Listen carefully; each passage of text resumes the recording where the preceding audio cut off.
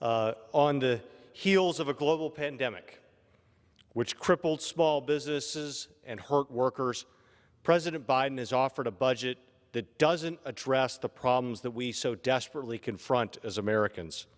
There is not any additional funding for border security at a time right now when our border is in crisis. The party of family values keeps the hypocrisy alive as a congressman ends his bid for re-election upon being caught in an affair with the so-called ISIS bride. Welcome into TYT's Overruled. I am your host, Adrienne Lawrence. Texas Republican Congressman Van Taylor, who is the author of the notorious anti-LGBTQ bathroom bill, has ended his bid for re-election today upon apologizing for having a 9-month affair. In an apology email to his supporters, Taylor wrote, "Today I am announcing I will not continue my campaign to seek re-election to Congress. About a year ago, I made a horrible mistake that has caused deep hurt and pain among those I love most in this world. I had an affair. It was wrong, and it was the greatest failure of my life." This was no ordinary affair, however. The Iraqi war veteran and married father of 3 was reportedly in a sexual relationship with Tanya Joya, who is a former jihadist who was once married to a commander for the Islamic State.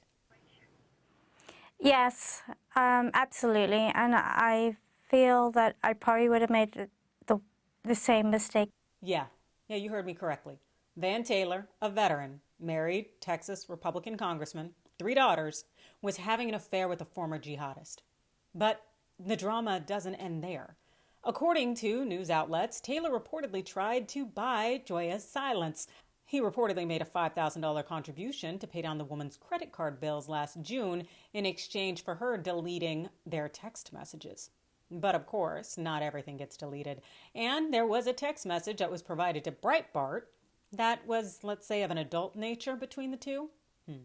Joya is said to have first met Taylor around August 2019, which was about when he had joined Congress, while she was looking to get involved in an anti-violent extremism program in a school system.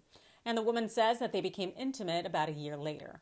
Now, this is really a doozy for Taylor, who was slated to advance to a runoff election.